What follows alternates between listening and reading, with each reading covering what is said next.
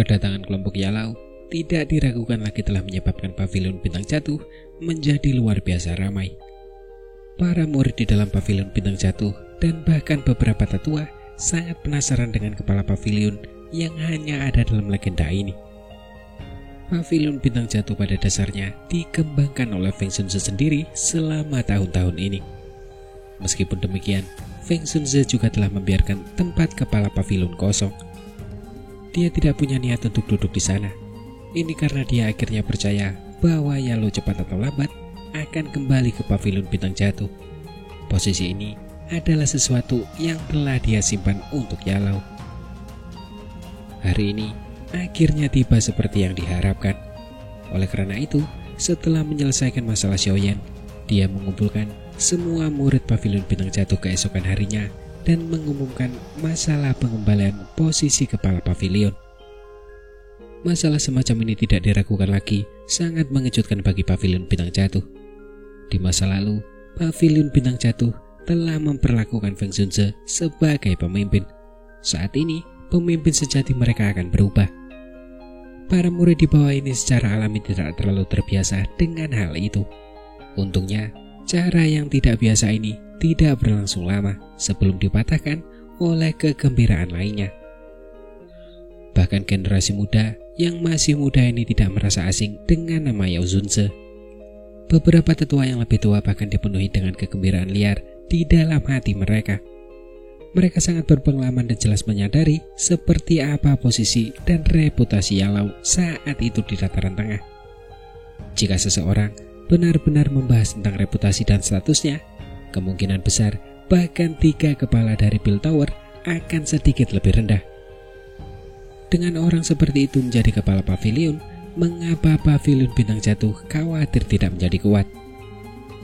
Yalau hanya bisa tersenyum pahit menghadapi situasi seperti itu.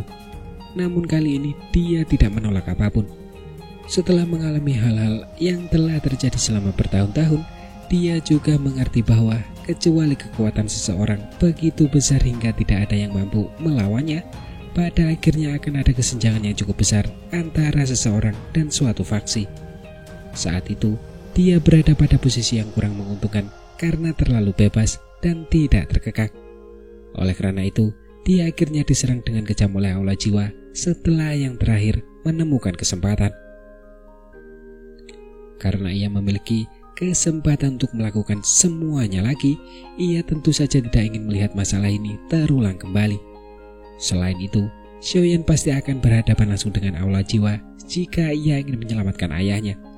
Pada saat itu, Xiaoyan akan membutuhkan beberapa fraksi yang mendukungnya dari belakang. Kali ini, Xiaoyan mempertaruhkan nyawanya untuk menyelamatkannya. Hal ini menyebabkan Yalau memusatkan seluruh perhatiannya pada murid ini. Saat ini ia dapat dianggap telah membuat beberapa rencana sebelumnya untuk Xiaoyan. Feng Sunze menghela nafas lega dalam hatinya ketika melihat bahwa Yalau tidak menemukan alasan untuk menolak jabatan itu kali ini. Dia selalu berpikir bahwa pavilion bintang jatuh adalah milik Yalau dalam hatinya. Selama bertahun-tahun, dia hanya membantu Yalau mengelolanya. Sekarang setelah Yalau kembali, dia tentu saja harus mengembalikannya. Hubungan antara dia dan Yalau dapat dianggap sebagai teman yang telah menjalani hidup dan mati bersama. Feng Sunze mampu mencari-cari dengan getir selama bertahun-tahun karena Yalau. Lalu apa pentingnya jabatan kepala pavilion? Selain itu, dia juga sangat jelas tentang karakter Yalau. Dia tidak mengkhususkan diri dalam manajemen. Pada saat itu, dia akan tetap menjadi orang yang paling pusing dengan masalah-masalah ini. Setelah mengurus Xiaoyan, Feng Sunze dan Yalau memutuskan untuk menutup pintu gunung terlebih dahulu karena mereka takut akan pembalasan dendam dari aula jiwa yang dapat mengganggu pemulihan Xiaoyan. Dengan perlindungan formasi bintang jatuh besar, kemungkinan aula jiwa tidak akan dapat mengulurkan anggota tubuhnya. Semuanya akan dibicarakan setelah Xiaoyan bangun. Tidak ada yang keberatan dengan masalah penutupan pintu masuk gunung. Meskipun alam ini tidak dapat dibandingkan dengan alam pil, ukurannya juga cukup besar. Tidak akan ada masalah besar untuk tinggal di sini selama bertahun-tahun. Selain itu, energi di tempat ini padat. Efek dari latihan seseorang akan jauh lebih baik daripada di dunia luar. Kelompok dokter peri kecil tentu saja memilih untuk tetap tinggal di belakang dengan pintu masuk gunung yang tertutup. Xiaoyan belum terbangun. Bagaimana mungkin dia pergi lebih dulu? Begitu pula, tidak ada yang keberatan dengan kelompok dokter peri kecil yang tetap tinggal. Kekuatan orang-orang ini dapat dianggap sebagai level teratas, bahkan di dataran tengah. Jika mereka dapat tetap tinggal di pavilion bintang jatuh, mereka pasti akan sangat memperkuat pertahanan tempat ini. Setelah pintu masuk gunung ditutup, waktu pun mulai mengalir dengan tenang di tengah kehijauan yang indah ini. 2 bulan berlalu dalam sekejap mata. Segalanya sangat tenang selama 2 bulan ini. Balas dendam Allah jiwa yang diharapkan tidak terjadi. Selama periode waktu ini, Feng Xunze juga telah mengirim orang untuk menyelidiki. Dataran tengah masih semarak seperti sebelumnya. Namun, tidak ada berita tentang aktivitas besar dari Aula Jiwa. Bahkan tidak ada sedikit pun berita tentang Aula Cabang yang dihancurkan. Jelas bahwa Aula Jiwa telah mengunci berita tersebut. Yalau dan Feng Xunze terkejut dengan situasi ini. Mengingat karakter Aula Jiwa, mustahil bagi mereka untuk bertahan begitu lama tanpa mengambil tindakan. Tampaknya ada sesuatu yang menahan anggota tubuh Aula Jiwa dan menyebabkan mereka hanya dapat mengesampingkan masalah ini untuk sementara. Namun, Aula Jiwa yang tidak mencari masalah juga membuat Yalau dan Feng Xunze menghela nafas lega. Pavilion bintang jatuh saat ini bukanlah tandingan Aula Jiwa. Jika mereka memulai perang sekarang, pavilion bintang jatuh akan berakhir menderita pukulan telak. Bukan tidak mungkin pavilion bintang jatuh tidak dapat pulih darinya. Aula Jiwa telah memberi mereka kesempatan untuk memulihkan diri. Tentu saja, Yalau dan yang lainnya tidak menyanyiakan waktu. Setelah memulihkan sebagian kekuatan hidupnya, ia mulai terus mencari beberapa metode untuk memperkuat kekuatan pavilion bintang jatuh. Waktu terus berlalu. Dalam sekejap mata, 1 bulan lagi telah berlalu. Xiaoyan yang berada di dalam menara batu masih belum menunjukkan tanda-tanda terbangun. Namun, wajah Xiaoyan yang awalnya pucat dan tak berdarah kini berangsur-angsur menjadi merah. Nafasnya juga menjadi normal. Ia tidak lagi seperti orang yang akan mati seperti sebelumnya. Semua ini menunjukkan bahwa luka-luka di tubuh Xiaoyan saat ini sedang berangsur pulih. Kebangkitannya hanya masalah waktu saja.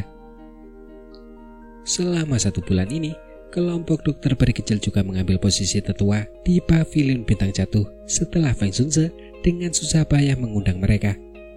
Meskipun mereka hanya tetua tamu, mereka setidaknya ditarik ke sisi pavilion bintang jatuh. Dokter peri kecil tidak berkomitmen terhadap usaha Feng Xunze untuk menariknya. Yalau adalah guru Xiaoyan saat ini. Dia juga merupakan kepala pavilion bintang jatuh. Di masa depan, Xiaoyan mungkin juga akan menjadi kepala pavilion bintang jatuh ini. Dalam hal itu, tidak masalah baginya untuk menjadi tetua nominal. Dian Huo Xunze juga menyetujui undangan Feng Xunze setelah ragu-ragu selama beberapa waktu. Bagaimanapun, saat ini tidak ada tempat baginya untuk pergi. Akan lebih baik baginya untuk menemukan tempat untuk menetap. Xian memiliki sifat yang suka bermain-main. Persetujuannya dengan Feng Xunze sepenuhnya berdasarkan keinginannya. Selain itu, dengan bergabungnya Xian, Xiongzhan hanya bisa menganggukkan kepalanya saat Xian juga memaksanya. Feng Xunze dan para tetua pavilion bintang jatuh tersenyum gembira melihat kelompok kuat ini bergabung dengan mereka. 3 ahli kelas Daosun bergabung bersama mereka. Beban ini cukup besar. Hanya ini saja kemungkinan akan menyebabkan pavilion bintang jatuh melonjak dan benar-benar menjadi puncak dari 4 pavilion. Namun, mereka semua lupa bahwa jika Yalau benar-benar memulihkan kekuatan puncak di masa depan, tidak perlu membahas keempat pavilion itu. Hanya dengan kemampuannya untuk mengumpulkan orang saja, kemungkinan akan menyebabkan pavilion bintang jatuh menjadi faksi yang cukup kuat di seluruh dataran tengah. Waktu terus mengalir seperti air. Musim semi berlalu dan musim gugur pun tiba. Warna kuning kehijauan menghiasi hutan pegunungan yang hijau subur. Setelah tahun berlalu tanpa disadari, Namun Xiaoyan masih belum juga bangun. Meskipun semua orang bisa merasakan bahwa kondisi di dalam tubuhnya semakin membaik, dia masih belum menunjukkan tanda-tanda akan bangun. Bahkan Yalo merasa agak tidak berdaya menghadapi kejadian ini. Satu-satunya orang yang bisa diandalkan dalam hal ini adalah Xiaoyan sendiri. Selama kurun waktu ini, gunung belakang telah dicap sebagai tanah terlarang di pavilion bintang jatuh. Selain kelompok Feng Xunze, bahkan para tetua pavilion bintang jatuh dilarang masuk. Situasi ini tentu saja menarik rasa ingin tahu semua murid pavilion bintang jatuh. Namun, setelah banyak bertanya, mereka hanya menyadari bahwa ada seorang pemuda bernama Xiaoyan di Menara Batu yang sedang memulihkan diri dan melakukan pelatihan. Cerita berpindah di wilayah barat laut benua Daoqi, Kekaisaran Jiama, kota suci Jiama. Setiap warga Kekaisaran Jiama tahu bahwa penguasa sejati kekaisaran ini bukan lagi keluarga Kekaisaran Jiama. Sebaliknya, itu adalah aliansi. Aliansi ini disebut Aliansi Yan, atau lebih tepatnya Aliansi Yan milik Xiaoyan. Setiap orang di dalam Kekaisaran Jiama tahu bahwa pendiri penguasa absolut di dalam Kekaisaran Jiama saat ini adalah seorang bernama Xiaoyan. Dia secara pribadi telah mengakhiri era sekte awan berkabut di dalam Kekaisaran Jiama dan memulai era Aliansi Yan miliknya. Di hati semua generasi muda di Kekaisaran Jiama, nama ini melambangkan semacam kehormatan dan kerja keras. Ini karena semua orang jelas menyadari bahwa orang yang telah menciptakan keajaiban ini disebut sampah saat itu. Ada sebuah aula besar yang megah dan menjulang tinggi di tengah kota suci Jiama. Aula besar itu sangat tinggi. Puncaknya menghadap ke seluruh kota. Tempat ini saat ini merupakan tempat dengan otoritas terbesar di Kekaisaran Jiama. Pada saat ini, di puncak aula besar yang dijaga ketat ini, ada seorang wanita yang mengenakan jubah berkilau. Dia berdiri dengan kedua tangannya di belakangnya. Sosok wanita ini sangat mempesona. Bahkan dengan jubah yang agak longgar, tetap saja sulit untuk menyembunyikan lekuk tubuhnya yang seperti iblis, serta akan membuat orang tertarik. Cahaya bulan yang redup berhamburan turun dari langit, menyinari wajahnya yang cantik, dan akan membuat orang berhenti bernafas tanpa sadar. Kesan pertama yang diberikan oleh penampilan cantik ini adalah semacam perasaan yang mempesona seperti iblis. Bibir merahnya sedikit melengkung. Lengkungan ini dapat memikat semua orang. Namun, ada semacam tekanan dari orang yang sangat berwibawa di antara kedua alisnya yang sempit itu. Perasaan yang mempesona dan agung muncul bersamaan. Hal ini menyebabkan pesonanya langsung mencapai puncaknya. Pada saat ini, wanita yang memiliki penampilan menawan yang dapat memikat semua orang itu sedikit mengernyit. Dia mengangkat kepalanya dan menatap bulan yang cerah. Sosok kurus terus-menerus terbayang di matanya. Mungkin sudah 5 atau 6 tahun berlalu. Xiaoyan, kau telah berjanji pada ratu ini bahwa kau akan kembali. Jika kau menelan kata-katamu, aku akan mencabik-cabik mayatmu menjadi puluhan ribu keping bahkan jika kau mati, ucap wanita itu. Wanita yang mempesona itu mengepalkan tangannya sedikit. Ekspresi rumit terpancar di mata cantiknya yang penuh daya tarik. Ibu, suara yang luar biasa lembut yang bernada seperti suara bayi tiba-tiba terdengar dari belakang wanita yang memikat ini sementara dia bergumam pelan pada dirinya sendiri. Ekspresi dingin di wajah wanita yang mempesona ini langsung menghilang setelah mendengar suara ini. Senyum indah yang bahkan belum pernah dilihat Xiaoyan sebelumnya muncul. Setelah itu, dia dengan cepat berbalik dan melihat ke arah datangnya suara itu. Tempat asal suara itu adalah sebuah tangga batu. Saat itu, ada seorang anak berusia sekitar 2 tahun yang sedang berdiri dengan kedua kakinya yang telanjang. Hal yang membuat orang terkejut adalah bahwa anak kecil ini tergantung setengah inci dari tanah tanpa bantuan apapun. Berdiri di udara kosong, ini adalah sesuatu yang hanya bisa dicapai oleh elit Daosong. Wajah gadis kecil yang seperti ukiran giok itu membuatnya tampak seperti boneka porselin yang sangat indah. Hal itu membuatnya sangat menyukainya sampai-sampai tidak bisa melepaskannya. Sepasang mata hitam gelap yang cerdas tampak sangat licik di bawah sinar bulan. Ketika wanita itu menoleh, pakaian anak kecil itu bergoyang dan seekor ular kecil 7 warna keluar dari balik pakaiannya. Setelah itu, ular itu hinggap di lengan kecil putih lembut anak itu. Ular itu mendesis dan menunjukkan lidah ularnya. Dari penampilannya ini, secara mengejutkan ular itu sama persis dengan ular piton penelan langit 7 warna dari masa lalu. Sebuah menara batu hitam berdiri di puncak gunung dengan suasana sepi.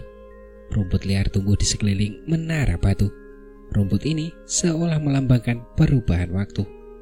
Puncak menara batu itu masih pemandangan yang sama, tidak berubah selama bertahun-tahun. Seorang pemuda duduk di panggung batu dengan mata tertutup rapat. Semacam api ungu coklat berkobar di sekujur tubuhnya. Api itu menyala dengan ganas dan samar-samar memancarkan semacam kekuatan hidup yang besar.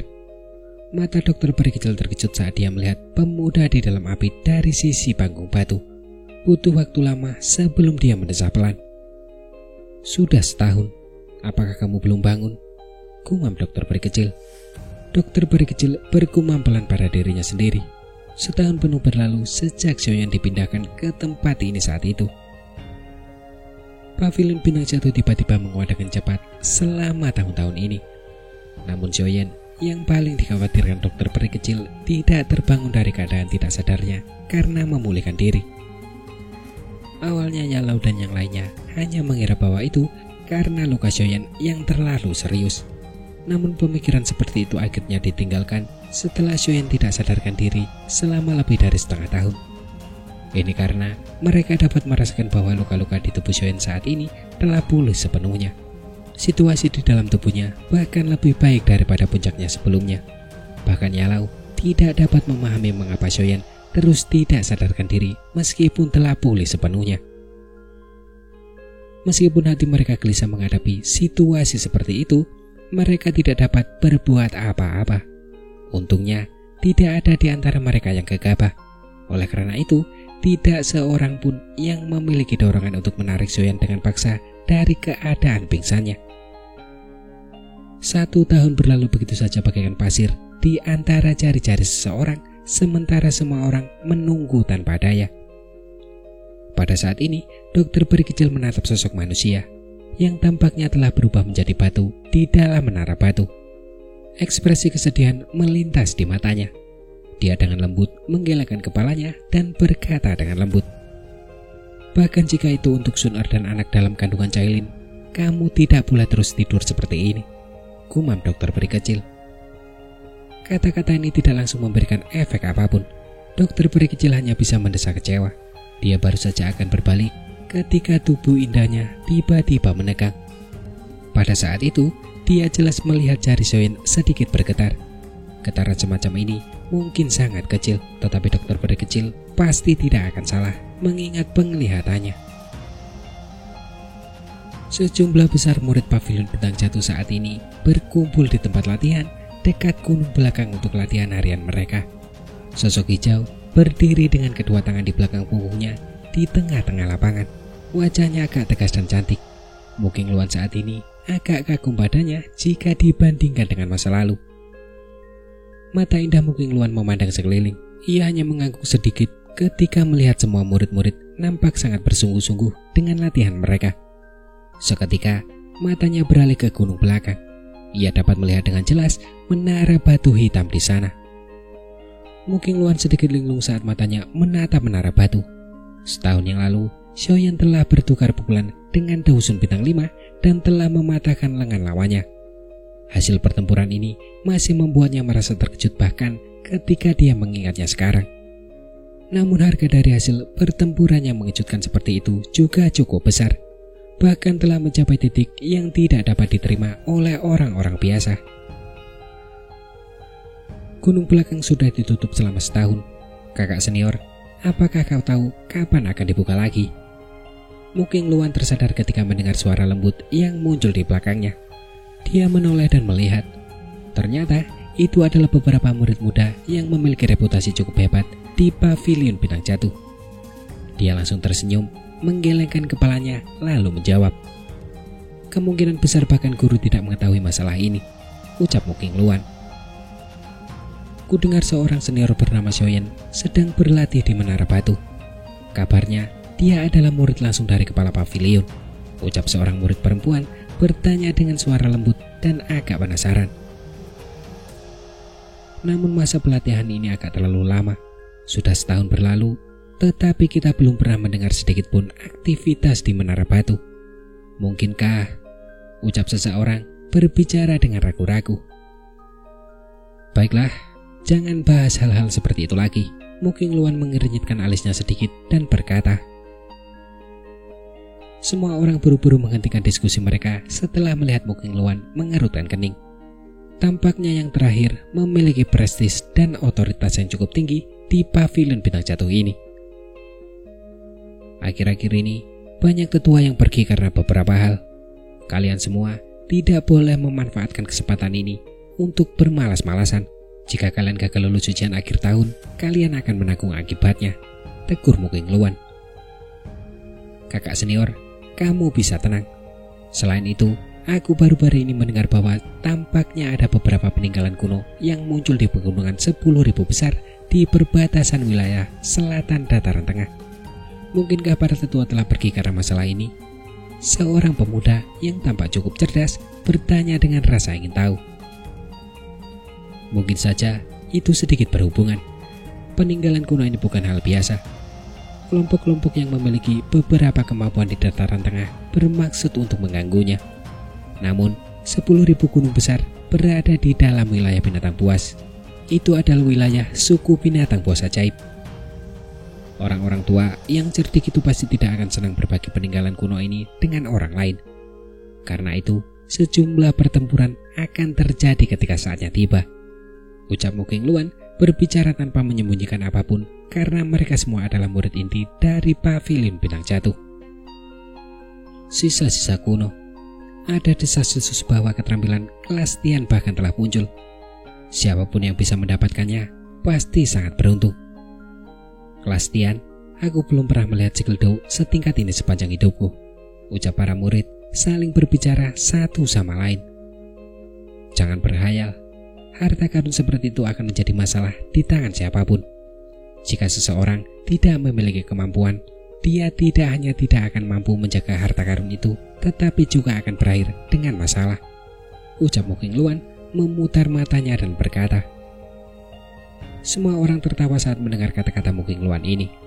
Setelah mengobrol sebentar, mereka semua bersiap untuk duduk dan berlatih ketika seluruh gunung tiba-tiba bergetar. Langkah kaki sejumlah orang sedikit terhuyung dan mereka hampir jatuh. Kenapa? Apa yang terjadi? Getaran yang tiba-tiba ini langsung menimbulkan kegaduhan yang hebat. Semua murid pavilion bintang jatuh yang sedang berlatih bergegas bangkit. Dalam sekejap, kekacauan besar dan percakapan pribadi terus menyebar. Muking Luan juga terkejut sesaat karena perubahan yang tak terduga ini. Dia langsung berteriak dengan suara yang dalam. Kalian semua diam saja. Ada kepala pavilion dan berbagai tetua yang menjaga tempat ini. Apa yang bisa terjadi? Ucap Muking Luan. Kekacauan akhirnya berangsur-angsur tenang setelah mendengar teriakan Muking Luan. Semua orang saling berhadapan dan merasa bahwa kata-kata itu masuk akal. Saat ini, pavilion bintang jatuh memiliki banyak ahli. Bahkan jika gunung ini akan runtuh, mereka akan dapat langsung menyembuhkannya kembali. Sementara, semua orang perlahan-lahan tenang, puncak gunung tiba-tiba berguncang lagi. Kali ini, semua orang yang sudah tenang segera menemukan sumber riak itu. Oleh karena itu, banyak tatapan tiba-tiba tertuju ke menara batu di gunung di belakang. Itu adalah riak yang dipancarkan dari tempat itu, ucap Muking Luan. Muking Luan menatap menara batu di belakang gunung. Jantungnya berdegup kencang tanpa sadar. Ini adalah aktivitas pertama yang dipancarkan menara batu itu selama 1 tahun ini. Getaran itu juga menarik perhatian banyak ahli di dalam pavilion bintang jatuh. Seketika, banyak sosok bergegas keluar dari berbagai tempat. Akhirnya, mereka melayang di udara. Mata mereka terkejut dan tidak yakin saat mereka melihat ke arah gunung belakang. Mereka samar-samar bisa merasakan aura yang sangat menakutkan. Itu seperti naga besar yang sedang tertidur perlahan-lahan terbangun. dua sosok tua juga dengan cepat muncul di udara. Mata mereka menatap ke arah keributan menara batu di gunung belakang. Seketika, kegembiraan liar yang tak dapat disembunyikan melintas di mata mereka setelah mereka merasakan aura yang menakutkan itu. Aura ini, itu Xiaoyan. Orang ini akhirnya terbangun. Sementara seluruh pavilion bintang jatuh berubah menjadi kembar karena aktivitas itu. Perubahan yang tidak biasa juga secara bertahap muncul di dalam menara batu. Mata dokter peri kecil dipenuhi dengan kegembiraan dan keterkejutan saat dia melihat ke arah punggung batu di depannya dari dalam menara batu. Pada saat ini, kekuatan bintang yang besar dan perkasa terus-menerus menembus keluar dari tubuh Xiaoyan yang berada di punggung batu dengan cara seperti air bah. Dia bisa merasakan aura familiar perlahan-lahan terbangun saat kekuatan bintang ini menyebar. Apakah dia akhirnya akan bangun? Gumam dokter peri kecil. Ekspresi gembira dan gembira muncul di wajah dokter peri kecil saat dia merasakan aktivitas ini. Sudah setahun berlalu, akhirnya ada aktivitas. Sementara dokter peri kecil dipenuhi dengan kegembiraan liar, api ungu coklat yang menutupi tubuh Xiaoyan tiba-tiba membengkak pada saat ini. Itu menyebar ke seluruh menara batu. Melihat pemandangan ini, dokter peri kecil ragu-ragu sejenak sebelum dia bergerak dan bergegas keluar dari menara batu. Kekuatan api jantung 3000 teratai sangat kuat. Bahkan dia tidak dapat bertahan terlalu lama. Saat dokter peri kecil menarik diri dari menara batu, api ungu coklat yang memasuki menara batu tiba-tiba meletus seperti gunung berapi. Api itu keluar dari puncak menara. Setelah itu, api-api itu berkumpul dari segala arah. Akhirnya, mereka membentuk naga ungu coklat berukuran 1000 kaki. Naga besar itu berkelok-kelok dan dengan kuat menduduki tempat itu. Tubuhnya yang besar menutupi seluruh menara batu. Kekuatan naga yang dahsyat menyebar, menyebabkan kaki sejumlah orang menjadi lemah. Saat naga raksasa itu terbentuk, tiba-tiba meraung ke langit. Suara raungan naga menyebar dengan sangat luas dan dahsyat.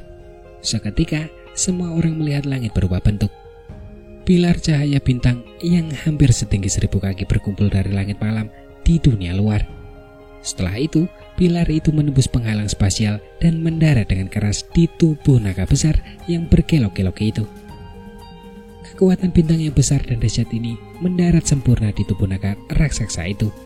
Hal itu menyebabkan tubuh besar naga itu tiba-tiba memancarkan gelombang cahaya terang yang kuat.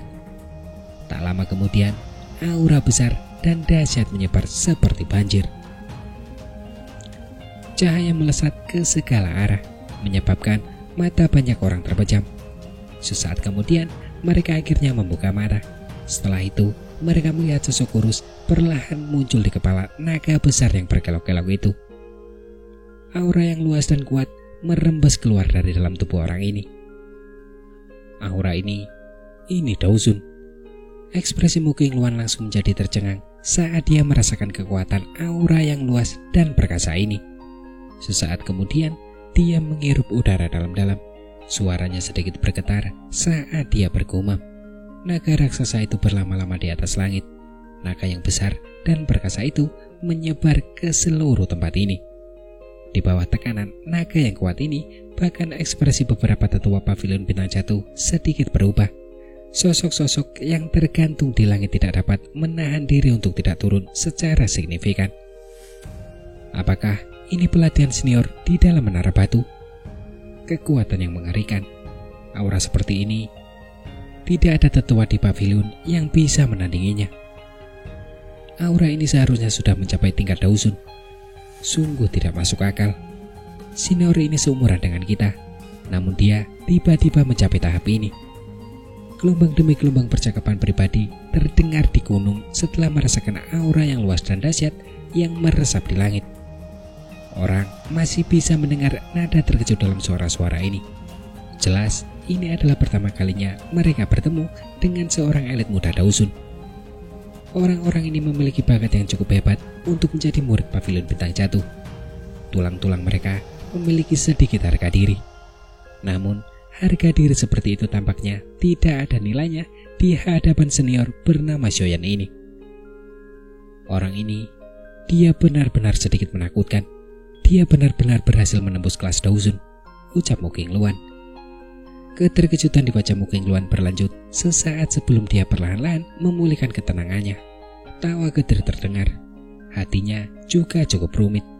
Ketika dia pertama kali bertemu Xiaoyan, level Xiaoyan sedikit lebih rendah darinya. Namun, dalam waktu 2 hingga 3 tahun yang singkat, Xiaoyan mengadopsi kecepatan yang menakutkan dan langsung maju ke kelas Dawson. Hal ini membuatnya merasa ragu tentang bakat pelatihannya untuk pertama kalinya. Bagaimana dia bisa dianggap jenius dalam menghadapi keberadaan yang tidak normal seperti itu? Itu memang Xiaoyan. Feng Sunze dan Yalau berdiri di udara kosong di langit. Mata mereka membara saat melihat sosok manusia di kepala naga raksasa itu. Tanpa sadar Feng Sunze berteriak kegirangan saat melakukannya. Yalau tersenyum dan mengangguk. Kegembiraan juga terpancar di matanya. 1 tahun, si kecil ini akhirnya terbangun. Terlebih lagi, tampaknya kebangkitannya kali ini telah memberinya manfaat yang sangat besar. Anak kecil ini memang sangat beruntung. Dia tidak hanya benar-benar mengaktifkan kekuatan obat dari pil naga misterius Yin Yang, tetapi dia bahkan telah mengambil kesempatan untuk menerobos kelas Dawson. Jika tebakanku benar, dia seharusnya telah mengumpulkan energi selama setahun ini dan bersiap untuk menerobos dalam 1 kali percobaan, ucap Feng Sunze lalu tertawa. Itu benar. Jumlah energi yang dibutuhkan untuk menembus kelas Dawson terlalu besar. Jika bukan karena bantuan meteorit luar angkasa, kemungkinan terobosan orang ini akan tertunda setidaknya 2 tahun, ucap Yalau tersenyum. Wajahnya menunjukkan ekspresi senang. Xiaoyan biasanya pandai menangkap peluang. Saat ini, dia tidak melepaskan kesempatan besar ini, memilih untuk diam selama setahun untuk melakukannya. Akhirnya, pada saat ini, dia benar-benar meledak dengan cara yang mengejutkan. Sementara semua orang mendesah kaget dalam hati mereka, naga besar yang berkelok-kelok di langit terus bertahan selama lebih dari 10 menit sebelum perlahan menghilang. Dengan tersebarnya naga besar itu, kekuatan naga yang merasuki tempat itu juga dengan cepat melemah. Dengan lenyapnya naga besar itu, sosok di langit itu pun berangsur-angsur menjadi jelas. Akhirnya, sosok itu benar-benar muncul di hadapan semua orang. Sosok manusia muda di langit itu meregangkan pinggangnya yang malas. Kulit di tubuhnya langsung bergoyang saat ini. Tulang-tulang di tubuhnya mengeluarkan banyak suara retakan dan gesekan tulang yang muncul seperti dimulainya peralatan mekanis yang rumit. Sementara Xiaoyan merasakan perasaan nyaman yang menyebar dalam tubuhnya. Hembusan udara agak panas mengikuti tenggorokannya sebelum dimuntahkan dari mulutnya. Apakah ini kekuatan Dawson? Gumam Xiaoyan. Xiaoyan mengepalkan tangannya sedikit. Ia merasakan lautan luas seperti dauki di dalam tubuhnya dan tanpa sadar menjadi linglung. Kekuatan semacam ini memiliki daya tarik yang dapat menyebabkan seseorang menjadi gila. Tak terhitung banyaknya orang telah menghabiskan seluruh hidup mereka untuk mencoba mendapatkan kekuatan seperti itu. Xiaoyan mengelurkan tangannya sebelum tiba-tiba mengepalkannya. Ruang di depannya tiba-tiba berubah menjadi cekungan aneh. Jika cengkraman ini terjadi pada tubuh seseorang, bahkan tubuh seorang ahli Dawson akan hancur menjadi tumpukan darah dan daging. Senyum perlahan muncul di wajah Xiaoyan saat dia merasakan kekuatan besar dan dahsyat yang dapat mendistorsi ruang hanya dengan mengangkat tangan. Tahap ini begitu jauh dan tak terjangkau saat dia melihatnya saat itu. Namun sekarang, dia benar-benar telah mencapainya. Kalau saja Xiaoyan sekarang bertemu lagi dengan hantu tua Zexing, dia mungkin tidak berani berkata bahwa dia bisa membunuh Zexing tanpa melepaskan api teratai pemusnahan. Namun dengan kekuatannya, hantu tua Zexing itu tidak akan bisa berbuat apa-apa padanya. Ini adalah jurang pemisah antara Dawson dan juga Dawson. Ketika Xiaoyan berada di tingkat Dawson bintang 9, ia hanya punya pilihan untuk melarikan diri saat bertemu dengan seorang ahli seperti hantu tua Zexing. Bahkan jika ia melepaskan api teratai pemusnahan, ia paling-paling hanya bisa bertarung sampai mereka berdua terluka parah. Namun begitu ia menembus kelas Dawson dan memasuki level Dawson, semuanya akan mengalami perubahan drastis. Xiaoyan saat ini mungkin tidak dapat mengalahkan hantu tua Zexing dalam pertempuran biasa. Namun ia juga tidak perlu lagi berusaha keras untuk lepas dari tangan hantu tua Zexing.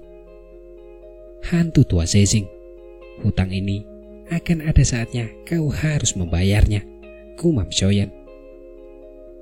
Mata hitam pekat Xiaoyan yang telah lama terdiam kini memancarkan sedikit rasa dingin. Dia tidak boleh membiarkan hantu tua ini pergi begitu saja. Bahkan jika dia akhirnya mendapatkan keuntungan dari bencana ini karena terluka parah. Suara angin kencang terdengar dengan cepat sementara hasrat membunuh memuncah dalam hati Xiaoyan. Seketika beberapa sosok melintas dan muncul di samping Xiaoyan. Kamu akhirnya mau bangun. Feng Shunze menepuk bahu Xiaoyan dengan keras. Selama setahun ini mereka telah disiksa dengan menyedihkan karena Xiaoyan. Terima kasih Paman Feng. Xiaoyan tersenyum dan dengan hormat menangkupkan kedua tangannya ke arah Feng Shunze. Kau seharusnya berterima kasih kepada gurumu. Dia mungkin tidak bisa tidur nyenyak selama setahun ini. Feng Shunze melambaikan tangannya dan berkata. Mata Xiaoyan beralih ke Yalau yang tersenyum di sampingnya saat mendengar ini. Ia menatap senyum yang dikenalnya serta sudah lama tidak dilihatnya dan ada sesuatu yang menggelora di hatinya.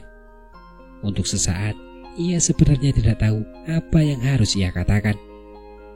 Jangan dengarkan omong kosong orang ini. Baguslah kau sudah bangun, ucap Yalau.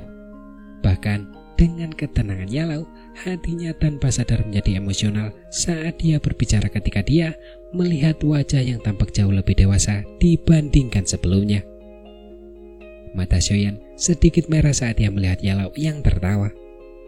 Semua kemampuannya diajarkan oleh Yalau dengan usaha keras. Jika bukan karena Yalau, Xiaoyan paling-paling hanya akan menjadi seorang ahli di Kekaisaran Jiama sekalipun bakat pelatihannya tidak hilang. Benua ini tidak pernah kekurangan orang jenius. Tidak masalah apakah ia termasuk atau tidak. Karena pengalaman di masa mudanya telah membentuk karakter Xiaoyan, maka Yalau merupakan bagian paling penting yang tidak boleh dilewatkannya untuk bisa meraih prestasi seperti sekarang. Namun, meskipun Yalau berusaha keras untuk mempersiapkannya, dia hanya bisa menyaksikan Yalau ditangkap oleh aula jiwa saat itu tanpa bisa berbuat apa-apa.